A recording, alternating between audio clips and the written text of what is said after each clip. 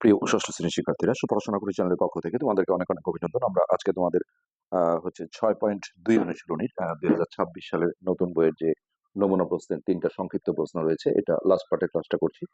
তো ইতিপূর্বে অন্যান্য পার্টগুলো যারা দেখোনি, আমরা ভিডিও নিচে প্লে লিস্টের লিঙ্ক দিয়ে দিই, সেখান থেকে দেখে নেবে। তো 1 নম্বর কোশ্চেনটা আছে, রেখা এবং রেখাংশের দুটি করে বৈশিষ্ট্য লিখো। তো এটা তোমাদের বইও আছে, তারপরে আমরা লিখে দেওয়ার চেষ্টা করছি।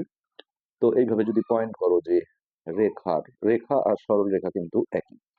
রেখার বৈশিষ্ট্য, বৈশিষ্ট্য মানে হচ্ছে এর কি আছে কি নেই, এই কথাগুলোই। তো রেখা বা সরল রেখা হচ্ছে এইরকম, দেখো দুই মাথায় তীর চিহ্ন থাকে, অর্থাৎ এর নির্দিষ্ট কোনো দৈর্ঘ্য নেই, মানে এদিকেও চলে যাচ্ছে এদিকেও চলে যাচ্ছে, মাপা যাবে না। এই জন্য এর 1 নম্বর পয়েন্টে আমরা বলবো রেখার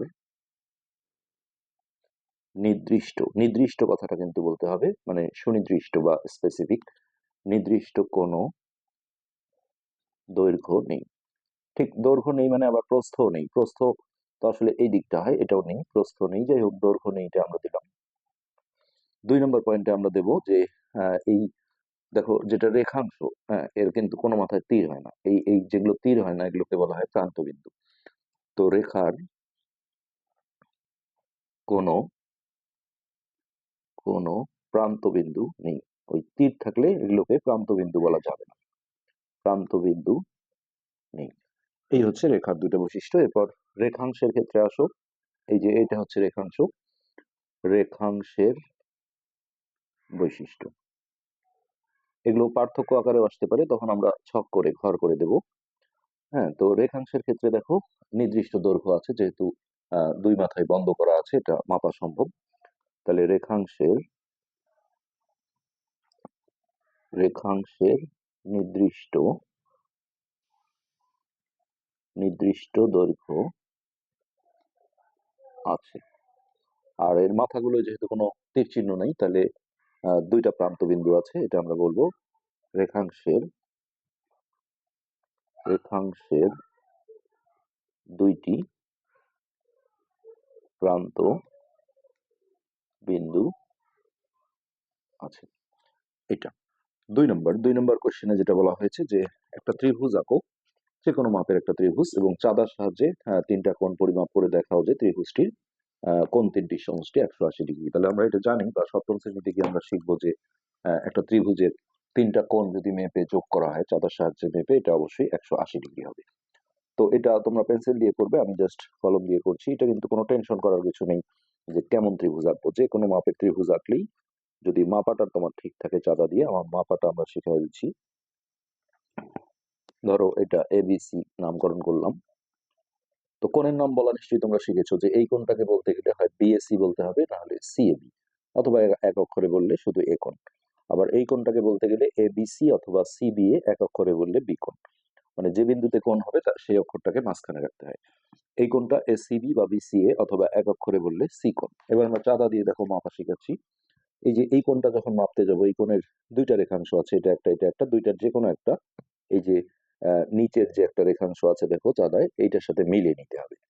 তো সেই মিলানোটা দেখো, এই যে মাঝে যে গর্ত আছে, এটা বি বিন্দুতে প্লেস করব আমরা এইভাবে। আর উপর থেকে যেন ওই রেখাটা দেখা না যায়, এইভাবে মিলিয়ে নিতে হবে। এই মিলানোটা 2 রকম আছে দেখো। আমি এইদিকে বসে আছি, আমার ডান অংশ এটা, এটা বাম অংশ। তো এই গর্ত থেকে এই রেখাটা যদি ডান দিকে মেলে, তাহলে নিচের লেখাগুলো পড়তে হয়। এই চাঁদায় দেখো উপরেও লেখা আছে, নিচেও লেখা আছে। সো এইখানে আমরা যেহেতু হাতের ডান দিকে মিলিয়েছি, তাহলে নিচের লেখাগুলো পড়বো। এটা মোটামুটি 60 ডিগ্রি। তো এখানে লিখে রাখি। আবার দেখো এই কোণটা মাপতে গেলে আমি এখন চাঁদাটা যদি এইভাবে বসাই,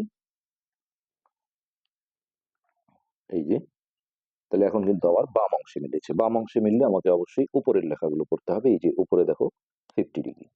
তো এই চাঁদা ধরতে বা গণনা করতে একটু কম বেশি হয়ে যেতে পারে, যার কারণে দুইটা কোণ মাপার পরে তোমাকে অবশ্যই এই কোণ দুটো আগে রাফে যোগ করে দেখতে হবে। 60 যোগ 50 110, তাহলে 180 হতে গেলে এটা অবশ্যই তোমাকে 70 ডিগ্রি হতে হবে। এটা কিন্তু 1 ডিগ্রিও কম বেশি করা যাবে না, তাহলে 0 দেবে।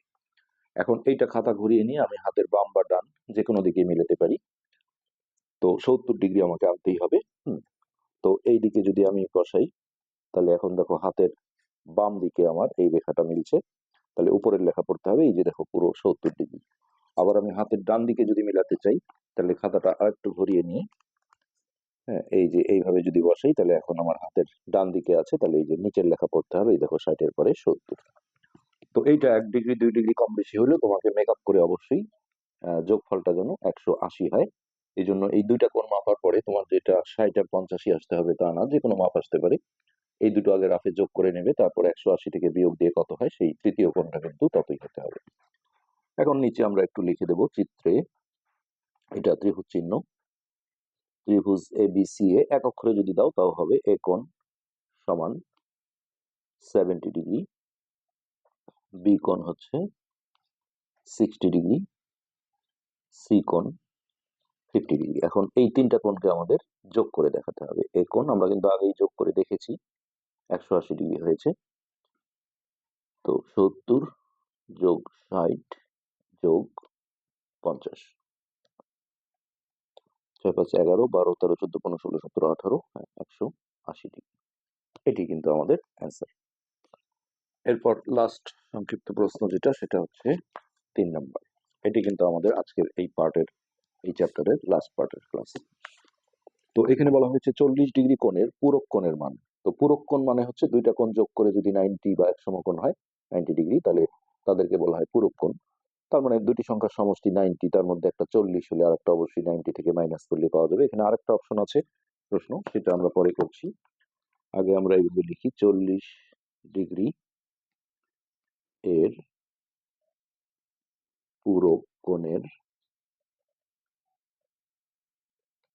মান। হ্যাঁ, ডিরেক্ট আমরা বের করে দেবো যে 90 মাইনাস 40, তাহলে হচ্ছে 50 ডিগ্রি। ব্যাস, এটাই আমাদের হয়ে গেল।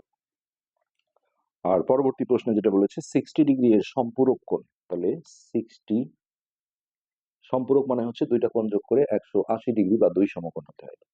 তো তার একটা 60 হলে আর একটা 180 ডিগ্রি থেকে মাইনাস করতে হবে। 60 ডিগ্রি এর সম্পূরক কোণের আবার অর্ধেক চেয়েছে, তো আগে সম্পূরক কোণটা বের করে নিই। সম্পূরক কোণের মান 180 ডিগ্রি মাইনাস 60 ডিগ্রি, তাহলে হচ্ছে 120 ডিগ্রি।